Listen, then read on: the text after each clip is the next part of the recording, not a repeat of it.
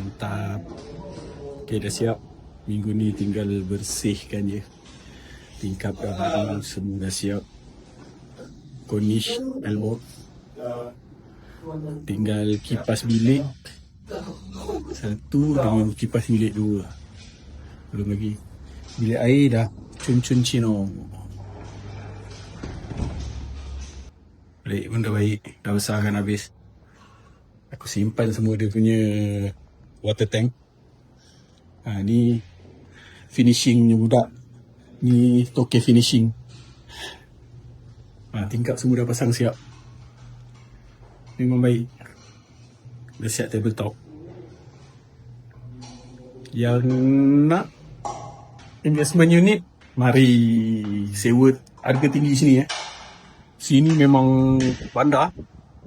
Sewa memang harga tinggi. 1,200 sampai 1,500 sewa. Kalau tingkat 4 ni dalam 1,200 lah. Ni kalau kau beli monthly dalam 1,000 je sebulan. Jadi kalau nak boleh roja Ipan.